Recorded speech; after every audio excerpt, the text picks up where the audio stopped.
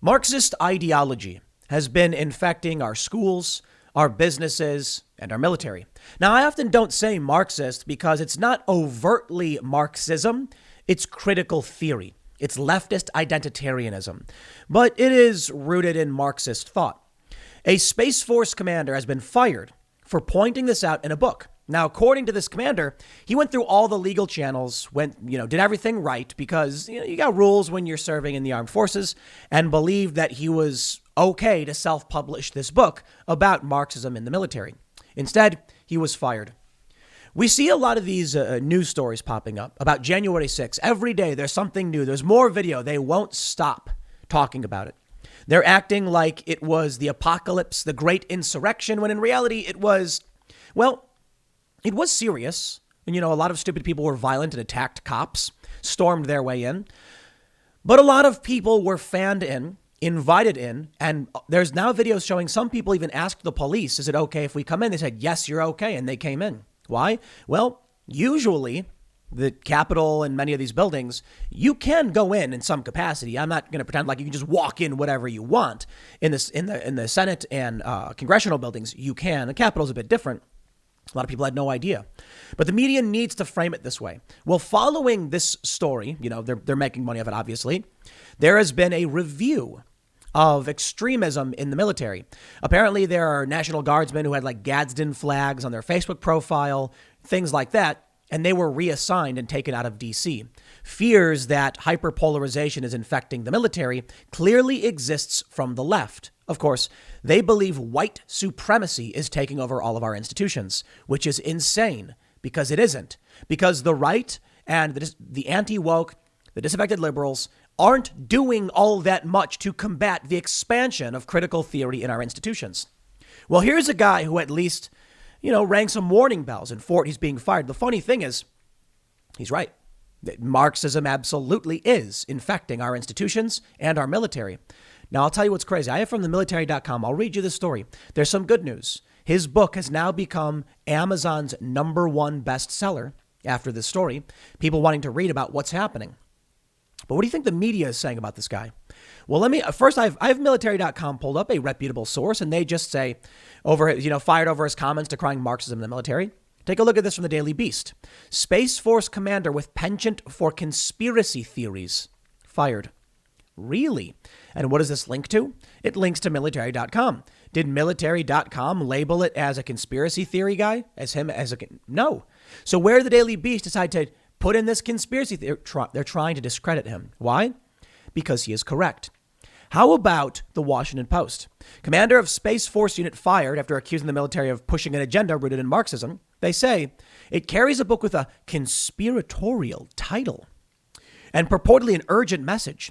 A Marxist plot is afoot to infiltrate the military and overthrow the U.S. government, it alleges. Is it a conspiracy theory when they're literally doing these things every day? And we know it is Marxism? Sure. Let me show you. Just pop over to good old Wikipedia and you can pull up critical theory. And it says critical theory is a Marxist approach to social philosophy that focuses on reflective assessment and critique of society and culture in order to reveal and challenge power structures. It's also part of a series on the Frankfurt School. So critical race theory, critical gender theory. You get the point. We know that this stuff is rooted in Marxism. Now, again, the reason I don't say Marxism is most people don't understand it. Most people view that word as just a political buzzword with little meaning. And it sounds just like extreme, like accusatory, like you're a communist. It doesn't mean much to people. The specific thing that we're criticizing is Marxian and its critical theory or leftist identitarianism. You get the point. Regular people might not be familiar with that. And you can also use identitarianism to explain why their ideology being racist is overlapping in some areas with actual white supremacists using race to determine policy. Not a good idea. Now, we have a negative approach to that, meaning we have policy based on race, but it's usually you can't discriminate on the basis of race. Let's take a look at what the Space Force dude is saying and what's happening. Military.com reports a commander of a U.S. Space Force unit tasked with detecting ballistic missiles missile launches, has been fired for comments made during a podcast promoting his new book, which claims Marxist ideologies are becoming prevalent in the U.S. military. Lieutenant Colonel Matthew Lohmeyer, commander of the 11th Space Warning Squadron at Buckley Air Force Base, Colorado, was relieved from his post Friday by Lieutenant General Stephen Whiting, the head of Space Force Operations Command, over a loss of confidence in his ability to lead, Military.com has exclusively learned. When you come out and you say, hey, you know that critical race theory stuff they're teaching? That's Marxist. And then you're fired for it. It's kind of an indication you may be right. Now, maybe they're just like, we don't want politics here. Okay, please. The whole institutions are political. They're teaching people this crazy political ideology. And when you criticize their politics, they fire you. Yeah, maybe he's right. Quote, the decision was based on public comments made by Lieutenant Colonel Lohmeyer in a recent podcast, a Space Force spokesperson said in an email. Lieutenant General Whiting has initiated a command-directed investigation on whether these comments constituted prohibited partisan political activity, kind of like literally teaching leftist ideology in the military. But who's going to do anything about that? Not this coward, this Whiting guy. What a loser. Lohmeyer's temporary assignment in the wake of his removal was not immediately clear. Earlier this month, Lohmeyer, a former instructor and fighter pilot who transferred into the Space Force, self-published a book titled Irresistible Revolution, Marxism's Goal of Conquest and the Unmaking of the American Military. Quote, Irresistible Revolution is a timely and bold contribution from an active duty Space Force lieutenant colonel who sees the impact of a neo-Marxist agenda at the ground level within our armed forces. A description of the book reads, Lohmeyer sat down last week with L. Todd Wood of the podcast Information Operation, hosted by Creative Destruction or CD Media, to promote the book. He spoke about U.S. institutions, including universities, media, and federal agencies, including the military, that he said are increasingly adopting leftist practices. These practices, such as diversity and inclusion training, are the systemic cause for the divisive climate across America today, he said, and he is correct. It has been that way since the start of the culture war. Now, the culture war may have started a long, long time ago, but the modern iteration probably started with Gamergate, and it had to do a lot with people just wanting to play video games where you have some ridiculously ripped guy with a hammer and he's smashing bricks and, kicking turtles or, shooting guns or whatever. And then all of a sudden they were getting these woke narratives about critical theory and identity, and they demonized, the privileged, the oppressors.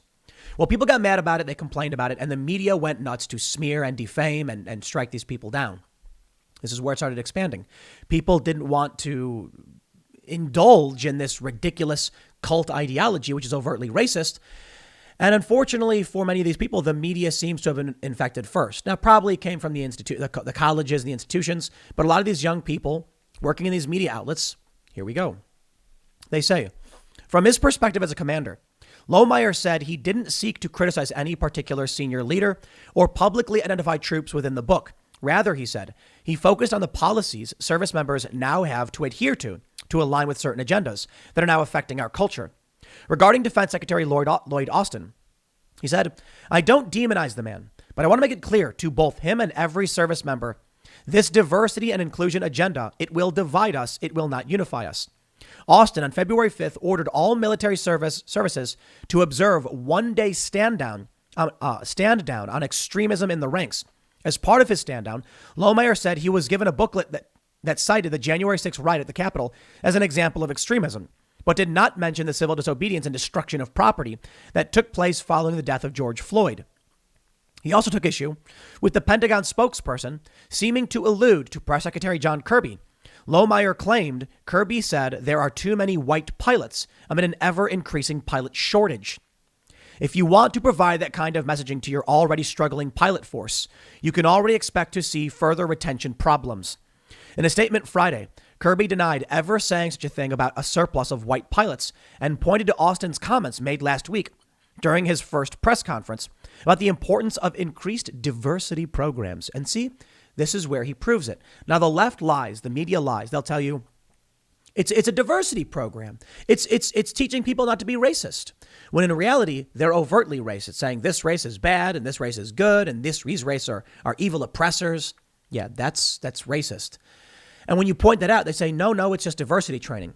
So when they say they want to train people on critical theory, the media comes out and says they oppose diversity trainings. Sure. They say, this department has an open door to any qualified American who wants to serve, the defense secretary said on May 6th. Diversity throughout the force is a source of strength. We can't afford to deprive ourselves of the talents and the voices of the full range of a nation that we defend. But who's saying we shouldn't have Black, Asian, Latino pilots?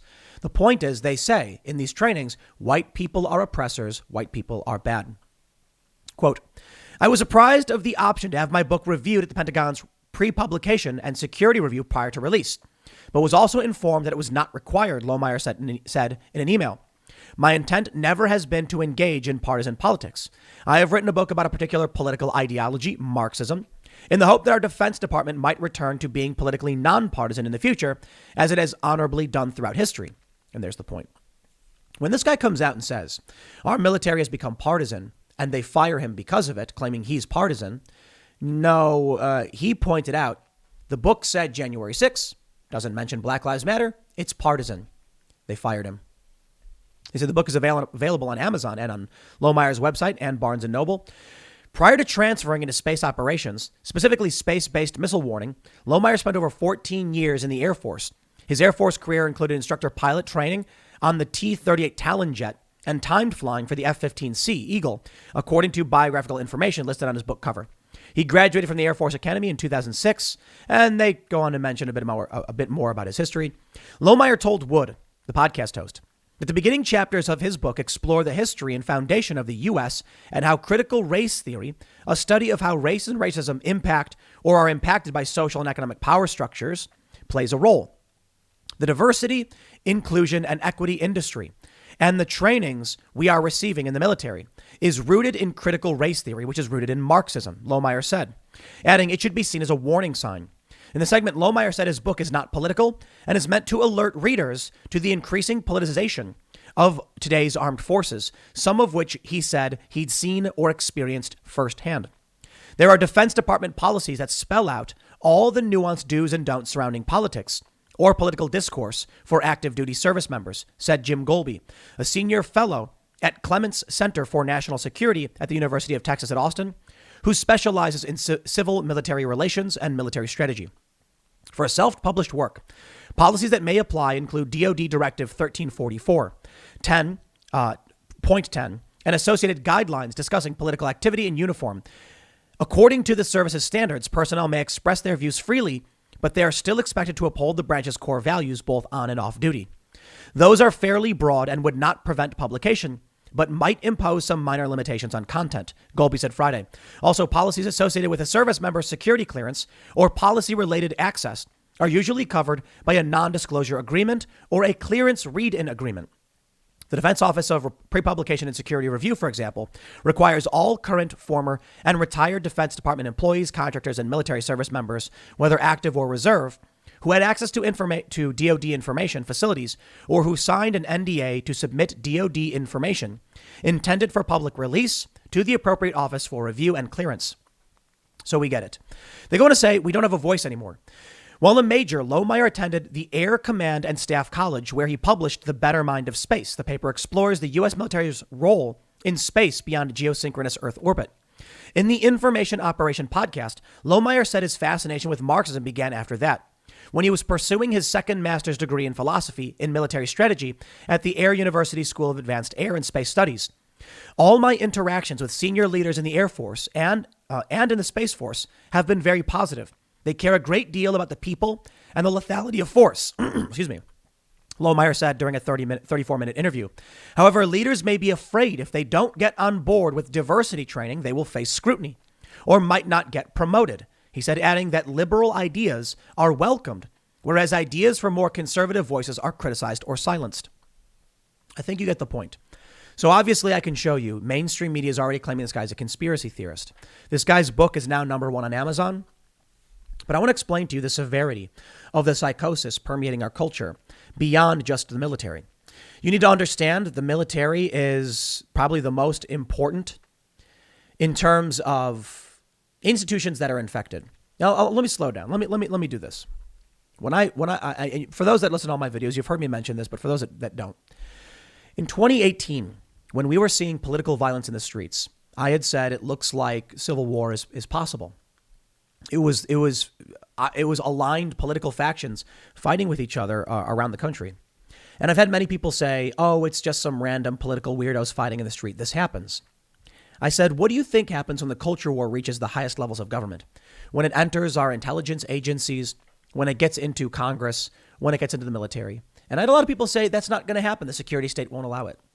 Here it is. So one of two things at this point can happen. Critical theory, which is a Marxist ideology, the Frankfurt School, has infected these institutions. We have spineless cowards at the top of our military institutions who are too scared to speak up. Isn't it kind of funny? It's easier for someone to go into war, to engage in a firefight, than it is for them to challenge unpopular ideas. If you march along with the mob and they march off the cliff, you go right with them. Well, so one of two things may happen. This could result in people who are anti-critical race theory, anti-woke, being purged and removed, or quitting or retiring. And I've already heard stories of people who have done that. I recently met someone who said they were on track for a great military career, and because of this wokeness, they decided to get out and go contract or do something else. That leaves only the woke in the military. It's a soft revolution. So long as the good military officers and personnel keep resigning because they don't want to be involved in this, then eventually you will have a Marxist military. Seriously, that's it. The military will be Marxist. Perhaps the smartest thing that could happen is the chain of command resisting this. I don't know what else someone could do other than getting a commission or enlisting and then rejecting these ideas. But when you got a chain of command, the problem is our chain of command are weak, spineless cowards. So they're accepting all of this. In fact, many of them probably just support it. So there you go. So again, one of two things may happen. The first, the Marxists take over because many individuals resign. The second is a fight. A lot of people who reject wokeness and critical theory will stand up, resist it, and then you will get a fracturing in the armed forces, and that will lend itself to factional violence. That can still happen if the Marxists take over the military, because a lot of these military guys, they're all friends with each other. When they get out, they don't just stop talking to their friends. I mean, some people probably lose touch. But then you will have the U.S. government being a Marxist military force, and then you will have a ton of former military who are pushing back, which is what we saw on January 6th. Again, a lot of stupid people getting into fights in that capacity. But I suppose the issue is there's an imbalance right now. For now, there are too many people who are suckling the teat and licking the boots of the Marxists. These police officers in Minneapolis, for instance, like that woman who shot Dante Wright, she had every opportunity to leave and stand up and reject the critical theory infecting local government. Instead, she decided to drop to her knees and lick their feet. So you know what? Sorry, prison. Bye-bye. You want to lick the feet of the critical theorists and the extremists? And then you want me to protect you when they go and throw you in jail? No. Let me tell you something. If one of these gun control leftists were, in the middle of a riot and called me for help, please come up. I'd be like, sorry, you are the one who didn't want weapons. What do you want me to do? I got to defend my house and my family. I'm not going to run to your aid. And there you go. These cops and service members who are like, I'm just going to do as I'm told and, whatever. I don't want to lose my job or go to jail. I'm just going to obey illegal orders and racist and violations of U.S. law. Okay. Then you want to lick their feet? I'm not going to defend you. I'll tell you this. If there was somebody in a higher ranking person and they were ordered to do one of these critical theory trainings, which clearly violates the law, the 1964 Civil Rights Act, I'm assuming, military still has to follow a lot of that stuff. Telling people that white people are racist or oppressors is racial discrimination. Gender ideology, men are oppressors, also gender discrimination. If they want to engage in this illegal activity, okay, then I'm not going to defend you because you broke the law and then you're upset when they come and eat you alive. But if someone says, I refuse to engage in illegal activity, well, then you better believe I, as well as many others, are going to stand up and say this person did the right thing and we're going to defend them. Maybe it's not enough, though. Maybe it's not enough because there's just too many cowards. For every one brave person who will speak up, there's 10 cowards who will lick the feet of the extremists. And that's the problem we're facing right now. I don't know how we overcome it. We can keep speaking up. But this lieutenant colonel speaking up is excellent. Good for him. And now he's being heavily rewarded because of it. His book is now #1 on Amazon. Congratulations. You deserve it. People need to hear about what's going on. And you see the people who stand up are cheered for. Do you want to be a hero to the lemmings who don't pay attention, don't know, or don't care about you and will throw you under the bus at a moment's notice? Or do you want to be the hero to those who are fighting for freedom, for truth, for justice, and honestly, the law? Now we can talk about, police right now taking people's guns and violating the Constitution. But these diversity trainings are illegal. They violate the 1964 Civil Rights Act. It is illegal discrimination. So if you want to be in the military and you want to push that, well, you're breaking the law, and I think you should be prosecuted, especially the military, right? I get it if they sue in the police department saying they're racist and discriminating, and then the department has to, pay for it. But if you're in the military and you're doing this and you're indoctrinating people in violation of the law, you got it. I don't know how it works in that capacity, but who's going to sue? No, that's criminal. It's all criminal in my opinion. We fought so hard to end racism, and now all of these spineless losers are just, well, I'll just do whatever they tell me. This makes me very pessimistic. You know why? The men and women in uniform who are embracing this psychotic ideology are clearly showing themselves to be either insane or cowards. And if our military is being run by feckless individuals, cowards, or lunatics, and we're screwed, man. Isn't it? That's just it. How can you expect any one of these people to lead a battle when they're this cowardly? I mean, you can't. So why would somebody want to enlist into that? Why would someone want to take a commission to join that? Again, I'm hearing stories where people are saying, I'm retiring. That people who are excited to be a career military service member, now they're like, I'm out. Yeah, because you don't want to be led by cowards. System's broken. We're in trouble. I'll leave it there. Next segment's coming up at 1 p.m. on this channel, and I'll see you all then.